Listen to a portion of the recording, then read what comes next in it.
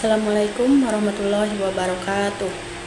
Perkenalkan, nama saya Sri Hardianti dengan NIM 20240110810224. Prodi Pendidikan Guru Sekolah Dasar, Fakultas Keguruan dan Ilmu Pendidikan, Universitas Muhammadiyah Mataram.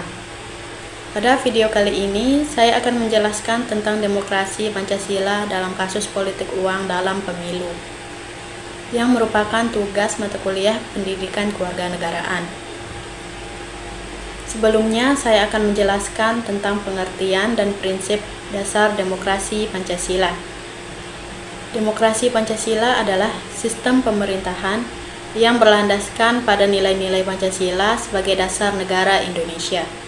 Sistem ini bukan sekadar menempatkan kekuasaan di tangan rakyat, tetapi juga mengarahkan praktik demokrasi agar sesuai dengan kepribadian bangsa Indonesia, yang menjunjung tinggi moralitas, keadilan, musyawarah, dan persatuan. Demokrasi ini bersifat kekeluargaan dan bertujuan mewujudkan kesejahteraan bersama. Prinsip dasar demokrasi Pancasila. 1. Kedaulatan rakyat. Rakyat memegang kekuasaan tertinggi, namun dijalankan melalui mekanisme konstitusi dan lembaga negara. 2. Negara hukum. Pemerintahan dijalankan berdasarkan hukum, bukan kekuasaan semata. 3. Perlindungan hak asasi manusia. Demokrasi harus melindungi martabat dan hak dasar setiap individu. 4. Pemisahan kekuasaan.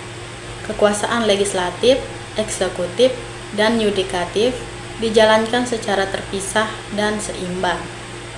5. Musyawarah untuk mufakat. Setiap keputusan diupayakan melalui musyawarah, bukan sekedar voting mayoritas. 6. Keadilan sosial. Demokrasi harus menjamin distribusi keadilan yang merata bagi seluruh warga negara. 7. Kebebasan yang bertanggung jawab. Rakyat bebas berpendapat, namun tetap dalam koridor norma dan hukum. 8. Persatuan dalam keberagaman. Demokrasi harus memperkuat integrasi bangsa, bukan memecah belah. Selanjutnya, kita akan membahas tentang praktik politik uang dalam pemilu di Indonesia. Politik uang adalah tindakan memberi atau menjanjikan sesuatu kepada pemilih atau pihak tertentu agar memilih kandidat atau partai politik tertentu. Di Indonesia, praktik ini sering terjadi menjelang atau saat pelaksanaan pemilu. Bentuk-bentuk politik uang yang umum terjadi diantaranya: 1. Serangan fajar. Pemberian uang atau barang kepada pemilih sesaat sebelum hari pencoblosan. 2. Transaksi dengan tokoh masyarakat. Mengarahkan suara kelompok masyarakat melalui kepala desa, RT atau RW, atau tokoh agama. 3. Manipulasi bansos. Penyaluran bantuan sosial yang dipolitasi untuk menarik dukungan janji atau imbalan jabatan. Kompensasi kepada pendukung atau donatur politik pasca terpilih. 4. Pembelian suara kolektif. Kesepakatan dengan kelompok tertentu untuk dukungan massal. 5. Minimnya penegakan hukum. Hukum yang lemah membuat politik uang terus berulang tanpa efek jera.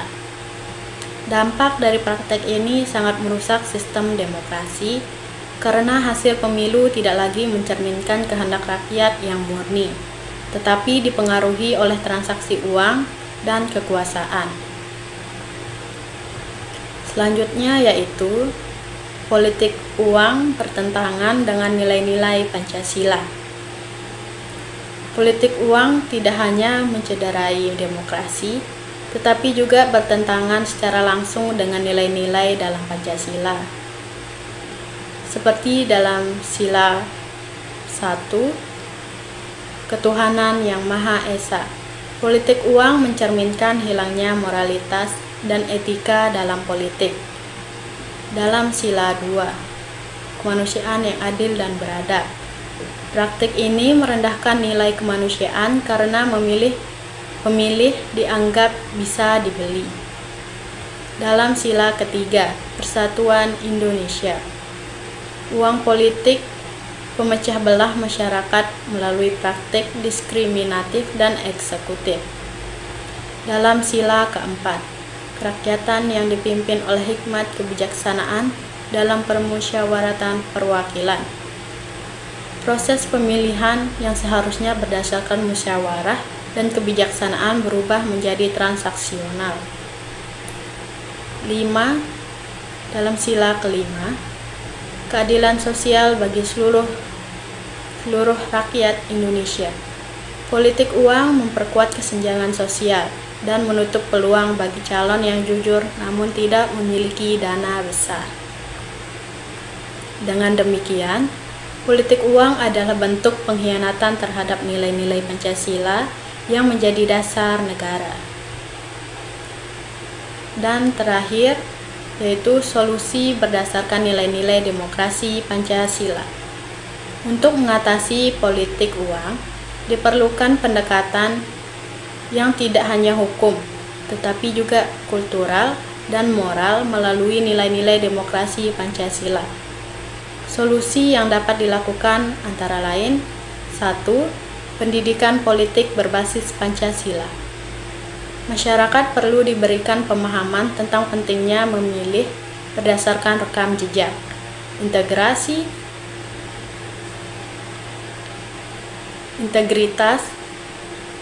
dan visi calon, bukan berdasarkan iming-iming materi. Pendidikan ini harus dilakukan secara terus-menerus, terutama di sekolah dan komunitas. 2. Penegakan hukum yang tegas dan konsisten. Lembaga seperti Bawaslu dan KPU perlu diberi kewenangan lebih besar dalam menindak pelaku politik uang, termasuk dengan memberikan sanksi tegas dan publikasi terbuka untuk memberi efek jera. 3. Transparansi dan akuntabilitas dana kampanye. Setiap calon harus membuka sumber dana kampanye secara transparan. Laporan dana harus diaudit secara terbuka oleh lembaga independen. 4. Pelibatan aktif masyarakat sipil. LSM, organisasi keagamaan, dan komunitas warga harus terlibat aktif dalam pengawasan pemilu dan kampanye anti korupsi politik. 5. Reformasi sistem pemilu. Perlu penguatan sistem pemilu proporsional, terbuka yang meminimalisasi praktik jual beli suara dan memprioritaskan kompetensi calon legislatif. Mungkin hanya itu yang bisa saya sampaikan. Kurang dan lebihnya saya mohon maaf. Wassalamualaikum warahmatullahi wabarakatuh.